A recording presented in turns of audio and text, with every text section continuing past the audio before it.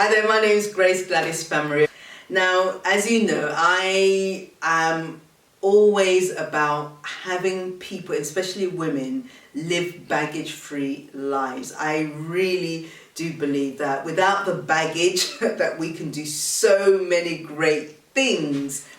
However, one of the things that I've noticed that tends to happen in our lives is that when we are under duress, or when we are struggling with a challenge, frustrated, have had some emotional turmoil, and we don't necessarily have the right support around us, we do something that kind of sabotages our well-being.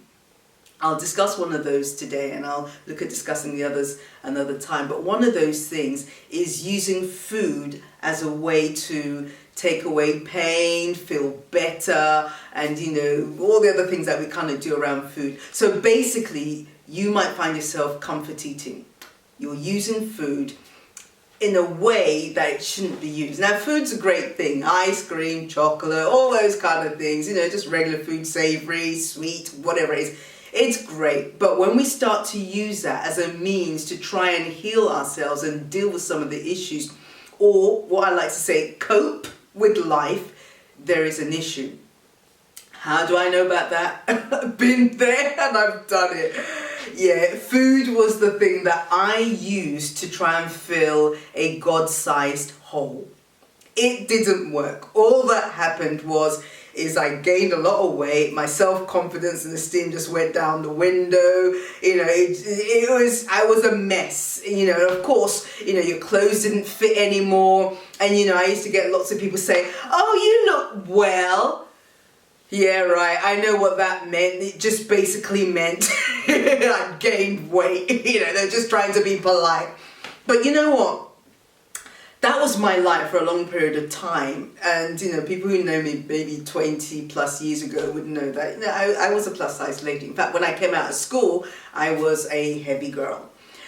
And you know what? It took a while, a journey of self-discovery and self-reflection and just spending time with God to help me uncover what I was doing. And I was actually just using the wrong coping mechanism to try and deal with the hurts and pain that I had going in my world, all the unresolved issues. I was using food. So you know what?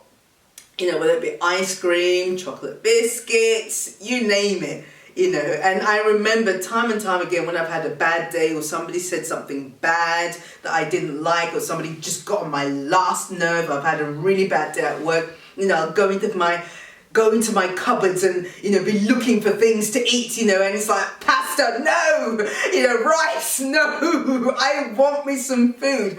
And you know what, when I started to yield that whole process, that whole saga of my life into God's hand, I'll never forget, in those moments when I used to, want to go and dive in and grab, something sweet to eat, and I'll just hear that still silent voice that says, is it the sweet thing you need, or do you need to have a conversation with me? Now, when he said that the first time, that kind of stopped me in my tracks, like, okay, I can talk about it? Really? Because at that point, you're praying for salvation, mountains to move, this, we're praying in rote kind of thing. But when it came to matters of my heart, I kind of left it out because I thought God wouldn't be interested in that kind of stuff. And so I left it on the side. And I was feeding myself with all the sweet stuff just to try and deal with my unresolved issues.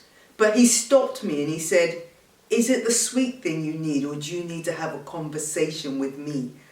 And I tell you, that was the thing that turned my life around. So I took him at his challenge. I sat on my bed, cross-legged, and said, okay, you know what? You want to know? Let me tell you. In this person did that to me. Yesterday, that happened. And you know what? 2 weeks ago, and I started to pour out my heart. It became like a therapy session.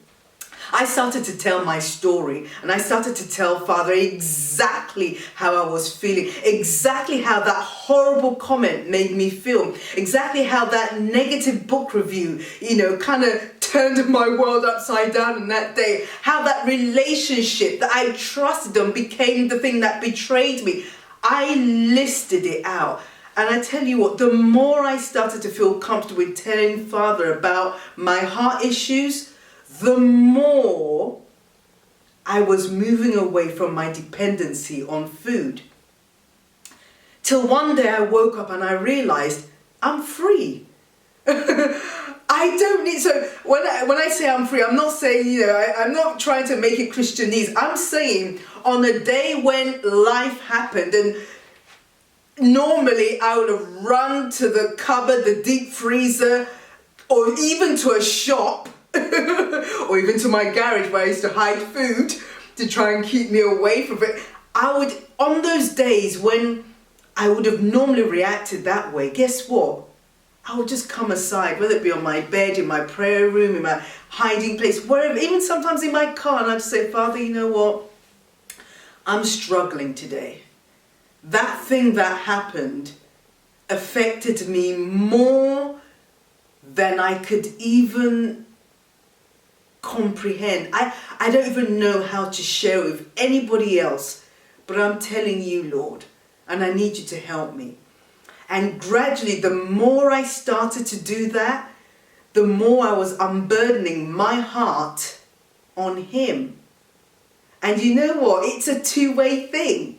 Because the more I unburdened my heart and, I had those times of comfort and healing, then there were some action plans. Like the great coach he is, there were some action plans. Because he realized, actually, you've now got unforgiveness and bitterness and resentment in your heart. And we need to deal with that. And I'm like, no, I want to dive again for maybe some form of cookie or something. But it's like, no, we can do this. And he started to give me practical strategies on how to deal with the matters in my heart. With some people, it's just a case of just releasing them from my heart. And he gave me some strategies. Read the book, Quit Hiding, Start Living, and Overcoming Emotional Baggage. My two books, that really focuses on that. And, he gave me some strategies, and I've been applying those strategies for decades now. So if you're in that place whereby food has been the thing that you've been using to try and deal with your unresolved issues, with your relationship problems, with all the things life has brought in your way, with a bad day, with a negative comment, with betrayal, with hurt, with abuse, and all the things that life has a way of throwing at us, I want to say stop. Before you reach out for the next food item, before you reach out to comfort eat or even binge eat or whatever it is that you do, take a moment, and I encourage you, just a simple thing, unburden yourself and tell God exactly how you feel. By all means, cry if you need to. I've done that. By all means, throw a tantrum if you need to. I've done that. You know what? Just, cry all night. Been there too. Okay? Get it out of your system. And then allow the Spirit of God to give you strategies of dealing with that. So some of the things I might do, is in fact, if I feel like eating, I stop. Remember, eating is not a problem. The chocolate is not the problem. The ice cream or whatever it is that you use in your world is not the problem. They're not bad in themselves. But I always stop and think, okay, is this a genuine desire for that sweet thing or savory thing? Or are you being driven by an unresolved issue? And are you now using this sweet thing as a coping mechanism for the problem that you're facing? If the answer is yes, take a back step and go and have a wee chat with Father and tell him exactly how you feel. Take the time out to that. Now, if you can say, well, actually, no, I just fancy it, by all means, go for it. It's not a bad thing. Eat the cookie, have the ice cream in moderation because, as they say, a moment on the lips. Yeah, right, it's true. Okay, so I want you, before you, as a strategy of dealing with some of the issues that you're facing, before you reach out for the food or anything else that you may reach out for, and I'm going to deal with that in another video, before you reach out for whatever that thing is, have a moment with God. I tell you, the greatest therapy session you will ever have. But the key thing is this: you need to have a relationship with Him, and you need to be able to trust Him enough to open that treasure chest of stuff, because that's what mine was a chest of stuff that I've been harboring. So I was able to tell Him in 1971 and 1922 and in last year and last week this happened, that happened. It's a treasure. Open it up and bare your heart to God and ask Him to help you with that particular situation. And number two, also ask Him to help you with the disorder that you might be experiencing. I regularly pray over myself: God, help me to overcome any form of addiction that I may have, and some things, sometimes even work, busyness, all those kind of things could also end up being a kind of a addiction, or sometimes even a hiding mechanism, but we'll deal with that in another video. So the prayer is God, help me with any form of addiction. I always pray over myself: Father, help me with any form of disordered eating or eating disorders that I might be completely blinded to, that I need your help. And number three, if it has crossed the threshold where you can't deal with this anymore, please get some help. There are lots of organizations out there. Check around this video. I'm going to put some links in there. There are lots of places and people you can start to talk to get some help around that. So simple things. Number one, recognize how are you dealing with stress, whether it could be as a result of the lockdown or whatever it is that's going on in your world, or unresolved issues. How are you dealing with it? Are you dealing with it with food?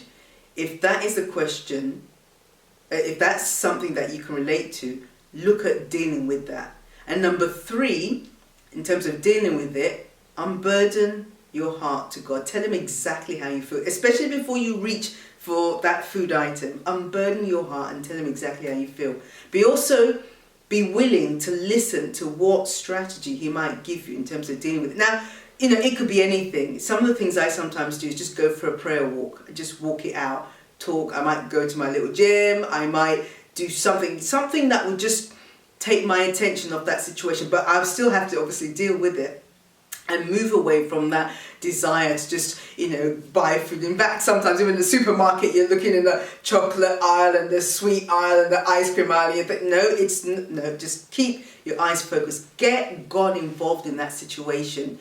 Decide that I've had enough of this kind of lifestyle and I'm going to do something about it. But if the case is whereby you need support, professional support, by all means, get that help. I tell you, they do wonders. They're a gift from God.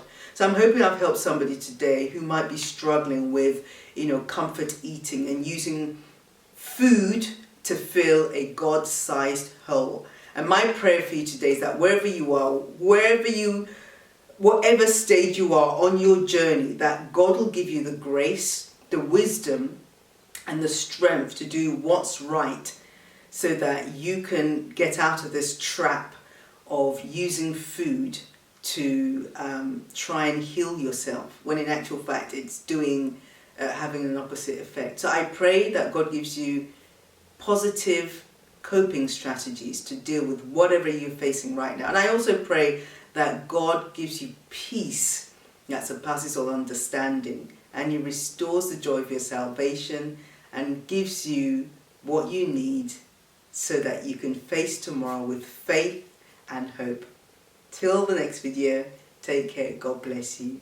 Stay well, stay focused on God, but still stay close to Him. Bye.